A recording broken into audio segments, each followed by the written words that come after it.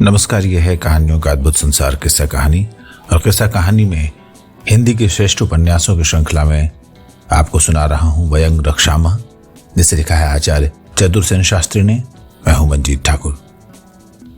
इस उपन्यास के 12वें अध्याय में आज सुनिए मधु यामिनी।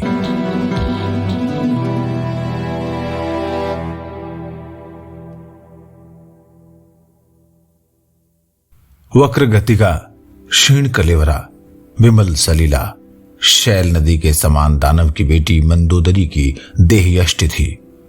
माधुर्य और सौकुमार्य का उसमें विचित्र सामंजस्य था।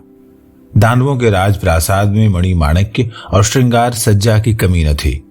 दासियों और चेटिकाओं का भी अभाव न था। रावण की आज्ञा से दानवेंद्र का मणिमहालय मंदोदरी के लिए सज्जित किया गया। 1,000 दानव कुमारियां उसकी सेवा शुश्रूषा के लिए नियुक्त कर दी गई। उन्होंने कृशांगी मंदोदरी को सुगंधित उबटन लगा सुगंधित जलों से स्नान कराया। केशों में मधुचिष्ट मृगमद लगा, चोटी गूथ उनमें मुक्ता गूथे, कपोलों पर रौद्र संस्कार किया, मस्तक पर हीरक चंद्र, कानों में नीलमणि के कुंडल और कंठ में महार्घ मुक्ताओं की माला धारण कराई। कोमल शौम कंचुक से उन्नत स्तन बंध किए, वक्ष पर कुंकुम कस्तूरी अगरू लेप किया, भाल पर गोरोचन की श्री दी, अधरोष्ठों को तांबुल रंजित किया। सर्पणी के समान उसकी पदचुंबनी वेणी लटकने लगी।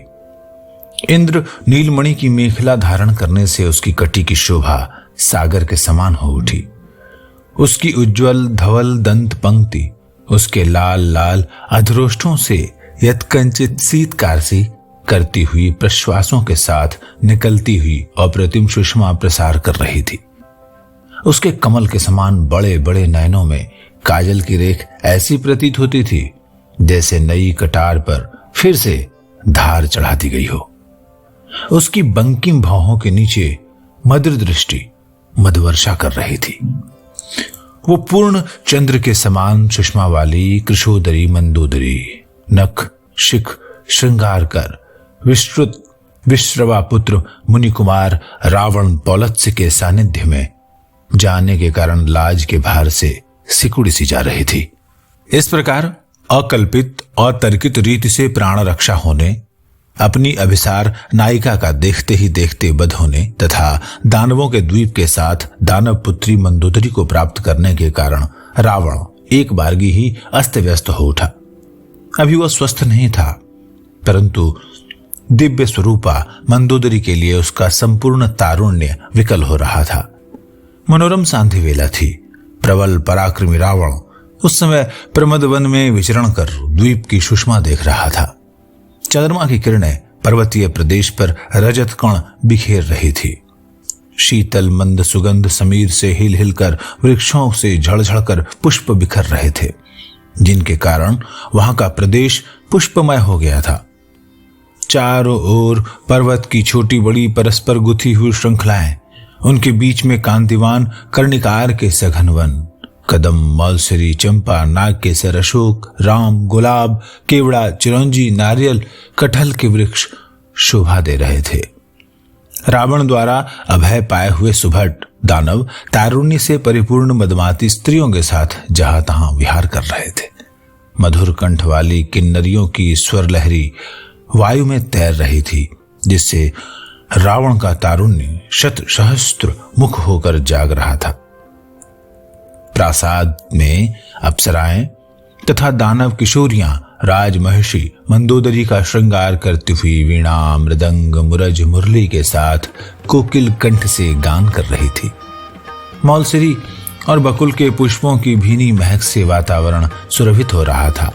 बसंत की मकरंद गंध और विविध पुष्पों के सौरभ से रावण मस्त हो गया। वो सुवासित मध्य पी कर कामदग्ध हो विरहियों के समान लंबी लंबी सांसें लेने लगा। आकाश में चंद्रोदय हुआ। कभी वो चंद्रमा की ओर देखता, कभी दूर तक फैले हुए सागर के विस्तार को। इसी क्षण लाज के भार से सिकुड़ी पुष्प भार से लदे वृंत के शोभाधारिणी मंदोदरी को सखियों समेत धीरे धीरे प्रमद वन में आते देखा। वो अधीर होकर दोनों हाथ फैलाकर आगे बढ़ा, किंतु कुछ सोचकर जहां का तहां रह गया। इस समय मंदोदरी के अंग पर जैसे 6 ऋतुएं वास कर रही थी। विविध पुष्पों के मनोरम और कलापूर्ण आभूषण धारण किए, जिन्हें किन्नरियों के और दानव कुमारियों ने गूंथे थे, वो मूर्तिमती वनश्री जैसी दिख रही थी। उसके देह में अंगराग लगा था, केशों में कल्प वृक्ष के फूल गूंथे थे। उसके नेत्र ऐसे थे जो बरबस मन को खींच लेते थे।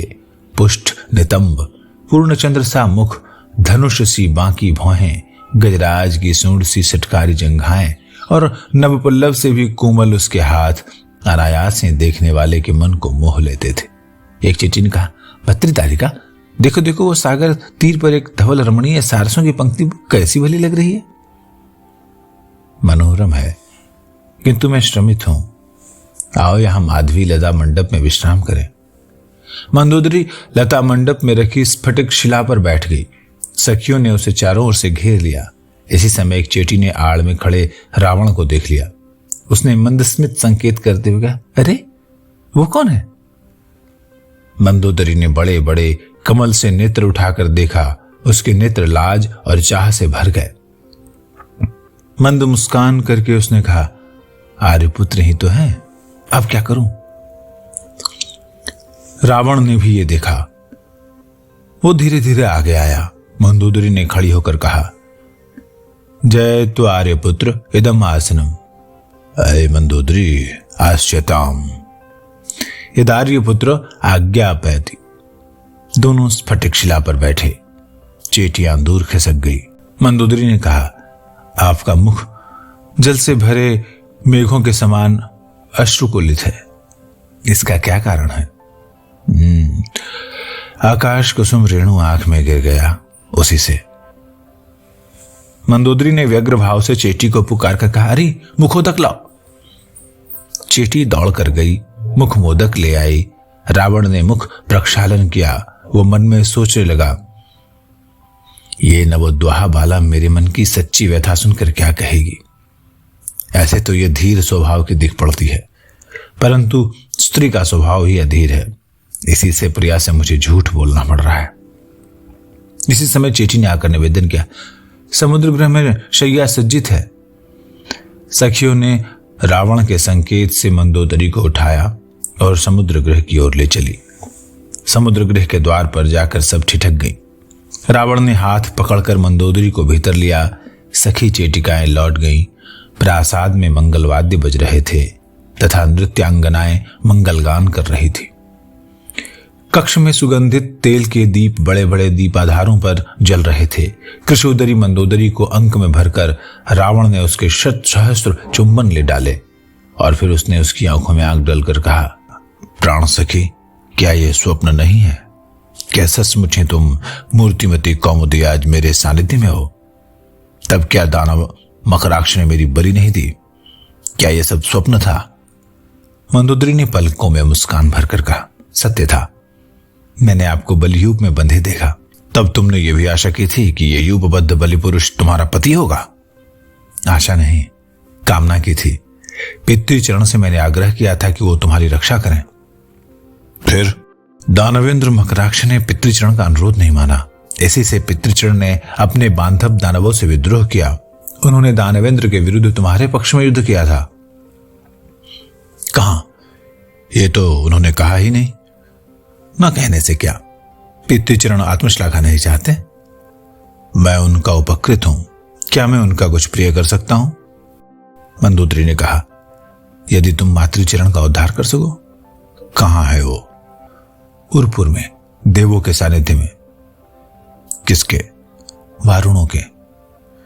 क्या वे स्वेच्छा से वहां है? मैं नहीं जानती। जब वो गई तो मैं बहुत छोटी थी। अच्छा, समय पर याद दिलाना। दिक्पाल वारुणों को देखूंगा मैं। अनुगृहाता अस्मि। क्या तुम मुझे पाकर प्रसन्न हुई प्रिय? ये तो पहले से भी अधिक है।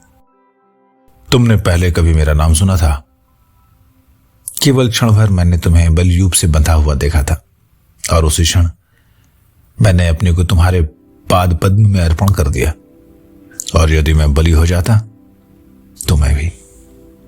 रावण ने प्यार से छलकती आंखों से मंदोदरी की ओर देखा और कहा, अपरिचिता है? अब और परिचय क्या? एक और ने भी कदाचित यही सोचा था। कौन? वो दैत्य वाला? हाँ। कौन थी वो? अभिसार सखी थी। 2 दिन पूर्व से प्रथम क्षण देखा, प्रणय हुआ, विग्रह हुआ, बंदी हुआ।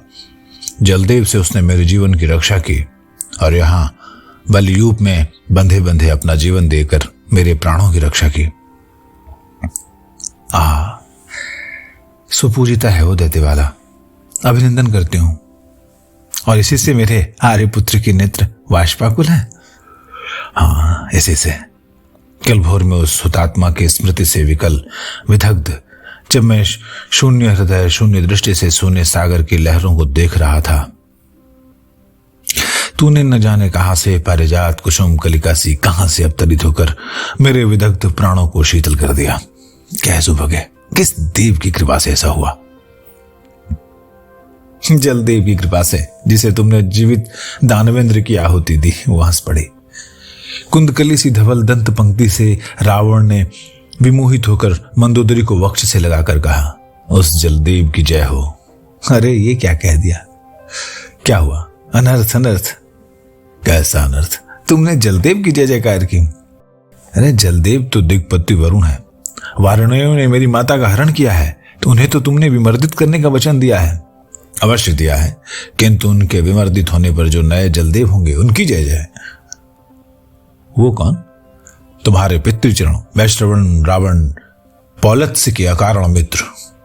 तुम धन्य हो आर्यपुत्र, परंतु मैं आर्य नहीं। आर्यपुत्र? मंदोदरी रावण के वक्ष से जा लगी। अच्छा, अभी यही सही, भविष्य में मुझे रक्षपति कहना। स्निग्ध चांदनी रात थी। समुद्र की आनंददायक वायु के झोंके आकर युगल दंपत्ति के हृदय उल्लास को आंदोलित कर रहे थे।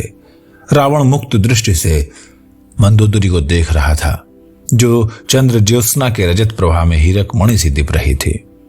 दानव कन्याएं अलक्ष्य रहकर मंगल गान कर रही थी। सिंह द्वार पर बादलों की गर्जना के समान नगाड़े बज रहे थे। रावण अतृप्त दृष्टि से लज्जा नमिता क्षीण कटी वाली मंदोदरी को दृष्टि से मानो पी रहा था। मंदोदरी ने मंद मुस्कान से कहा, अब क्या सोच रहे हो? तो ही कह। उस महाभागा अभिसार सखी की बात? नहीं, तेरा कोमल कुसुम कोमल अमल धवल तरल गात्र है, जैसे छूने से ही मैला हो जाएगा। मंदोदरी ने बंकिम कटाक्ष कर पति की ओर देखा, फिर हंसकर कहा, छू कर देखो। इतना तो यथेष्ट नहीं होगा प्रिय। तो कितना होगा? तुझे समूची ही यदि मैं अपने में समा पाऊं तो परम सुख की उपलब्धि हो। परम सुख की उपलब्धि करो तुम। तेरी अनुमति है, पर मेरा साहस कहां है? दानवेंद्र मकराश की जीवित आहुति देने में सब समाप्त हो गया? नहीं, देख रहा हूं तुझे आक्रांत करने योग्य साहस मुझ में कभी का है ही नहीं। मंदोदरी रावण के वक्ष से आ लगी। उसने मृदुल कंठ से कहा, मैं तो तुम्हारी अनुगता हूं, दासी हूं। मुझसे तुम्हें सुखोपलब्धि हो तो हो भाग्य। रावण ने मंदोदरी का चुंबन किया, फिर कहा, सब कुछ अनिर्वचनीय सा प्रतीत हो रहा है। जैसे आज तेरे सानिध्य में मेरा अहंकार गला जा रहा है, मैं जैसे खोया जा रहा हूं। और उसने उस अरिंद्य दानव नंदिनी कृशोदरी मंदोदरी को हृदय से लगाकर कहा, समापो हृदयानिनो। अभी आप सुन रहे थे व्यंग्यक्षामा का अध्याय 12, जिसका शीर्षक था मधुयामिनी।